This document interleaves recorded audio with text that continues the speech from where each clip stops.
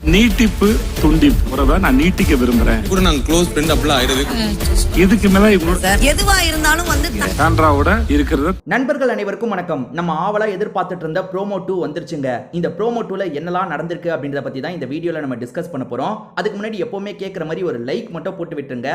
இந்த லைக்கை நீங்க போட்டீங்கன்னா இன்னும் நிறைய பேர்கிட்ட இந்த வீடியோ புஷ் ஆகும். அதுக்காக தான் கேட்குறேன், ரொம்ப ரெக்வஸ்டா கேட்குறேன். கண்டிப்பா லைக்கை போடுங்க, அதுக்கப்புறம் கண்டினியூ பண்ணுங்க.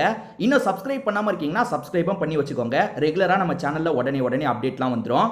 சரி, இந்த ப்ரோமோவை பொறுத்த வரைக்கும் விஜய் சேதுபதி ஒரு டாஸ்க் தான் கொடுக்குறாரு. நீட்டிப்பு துண்டிப்பு அப்படின்ற மாதிரி ஒரு டாஸ்க். அதாவது நீட்டிப்புனா அது பாசிட்டிவா தான் இருக்கணும்னு இல்லை. இப்போ ஒருத்தவங்க கூட உங்களுக்கு நெகட்டிவாவோ பாசிட்டிவாவோ ரிலேஷன்ஷிப் போகுதுன்னா அதை நீங்க துண்டிக்க நினைப்பீங்களா இல்ல நீட்டிக்க நினைப்பீங்களா? அதை மாதிரி நீங்க கொடியை ஒட்டணும். அதாவது கிரீன் கலர்னா நீட்டிப்பு, ரெட் கலர்னா துண்டிப்பு. இந்த மாதிரி ஒவ்வொருத்தரை முடிவு பண்ணி சொல்லுங்கன்ற மாதிரி கேட்கிறாரு போல. ப்ரோமோல நமக்கு தெளிவா காட்ட மாட்டாங்க. நான் இந்த விஷயத்தெல்லாம் சொல்றேன், சரியா? முதல்ல யாரை சூஸ் பண்ணிருக்காங்க, என்ன காரணத்தெல்லாம் சொல்றாங்க அப்படின்றத பத்தி நம்ம பார்ப்போங்க. முதல்ல விக்ரம் தான் இந்த விஷயத்தை ஆரம்பிச்சு வைக்கிறாரு. விக்ரம் என்ன சொல்றாருன்னா நீட்டிப்பு அப்படின்ற மாதிரி சொல்றாரு. யார் கூட நீட்டிப்பு? விஜய் பார்வதி கூட நீட்டிப்புன்னு சொல்றாரு. இவங்களுக்குள்ள ரிலேஷன்ஷிப் வந்து ஃப்ரெண்ட்ஷிப்பா போல ஒரு மோதலா தானே போயிட்டு இருக்கு. இந்த மாதிரி நான் மோதலாவே போகணும்னு நினைக்கிறேன்ற மாதிரி விக்ரம் சொல்றாரு. விக்ரம் வந்து கரெக்டா கேமை எப்ப தெரியுமா ஆரம்பிச்சாரு? 6வது வாரம் தான் ஆரம்பிச்சாரு. ஷேவ் பண்ணிருப்பாரு பாருங்க, அப்பதான் கேமை கரெக்டா புரிஞ்சுக்கிட்டாரு. அது என்னன்னா, நம்ம பார்வதி கிட்ட எதுக்கு எடுத்தாலும் பிரச்சனை பண்ணோம், அப்பதான் நம்ம ஸ்ட்ராங்கா நிக்க முடியும்ன்றத தெளிவா புரிஞ்சுக்கிட்டாரு. அப்பத்துல இருந்து விக்ரம் கரெக்டா கேம் விளையாடிட்டு இருக்காரு. விக்ரம் இப்ப வக்ரம்னு பேர் எடுத்துட்டாரு. நிறைய பேர் அவரை கிண்டல் பண்றாங்க, ஆனா நிறைய பேர் கொண்டாடவும் செய்யறாங்க. காரணம் என்ன தெரியுமா? விஜய் பார்வதியை பிடிக்காதவங்க நிறைய பேர் இருக்காங்கல்ல, அவங்க எல்லாருக்குமே விக்ரம் ரொம்ப பிடிக்க ஆரம்பிச்சிருச்சு.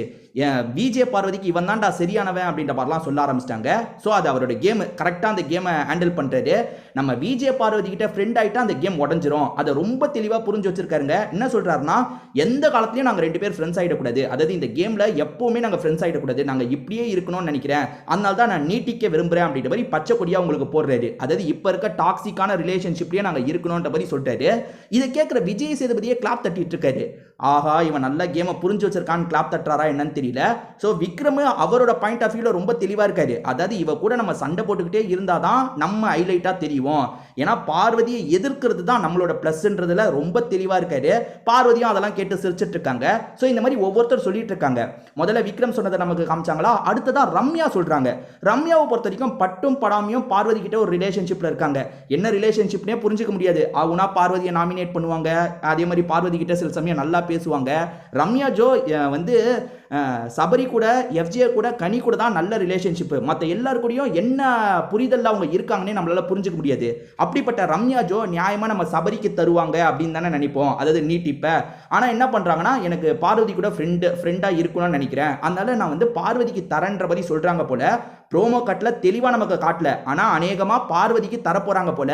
ஏன்னா ப்ரோமோல வந்து சபரி கொஞ்சம் ஷாக் ஆகிற மாதிரி நமக்கு காட்டுறாங்க. அதாவது கொஞ்சம் பார்வதிக்கு தந்துட்டாலேன்னு ஒரு பார்வை பார்க்குற மாதிரி நமக்கு காட்டுறாங்க. பட் பார்வதிக்கு காமிச்சாலும் அவர் பெருசா ஷாக்லாம் ஆக போறது இல்லை. அவர் எதுக்கு ஷாக் ஆக போறாரு? அதனால வந்து சும்மா நம்மளுக்கு ப்ரோமோல ஒரு அட்டென்ஷனை கிரியேட் பண்றதுக்காக காமிச்ச மாதிரி தான் எனக்கு இருந்தது. அடுத்ததா பார்வதி இருக்காங்க பாத்தீங்களா, துண்டிக்கணும்ன்றதை பத்தி சொல்றாங்க. எஃப்ஜே கூட வந்து அந்த ஒரு ரிலேஷன் போதில்ல, அதாவது இவங்களுக்குள்ள ஏற்கனவே ஒரு பிரச்சனை மாதிரி தான் போயிட்டு இருக்கு. அதை துண்டிக்கணும்னு நினைக்கிறாங்களா என்னன்னு தெரியல. துண்டிக்கணும் சார். எப்பவுமே எஃப்ஜேவை பொறுத்த வரைக்கும் அவன் வாய்ஸ் தான் எல்லா இடத்துலையும் இருக்கணும்னு நினைக்கிறான், அது எனக்கு பிடிக்க மாட்டேங்குது அப்படின்ற மாதிரி ஏதோ ஒரு காரணத்தை சொல்றாங்க. அந்த காரணம் டீட்டெயிலாக நமக்கு புரியலங்க, அதுதான் உண்மை. எனக்கு புரியல, டீட்டெயிலாக அந்த காரணம் புரியல. அவங்க எக்ஸாக்டா என்ன காரணம் சொன்னாங்கன்றது புரிஞ்சவங்க வேணா கமெண்ட்ல சொல்லுங்க, நானுமே பார்த்து தெரிஞ்சுக்கிறேன்.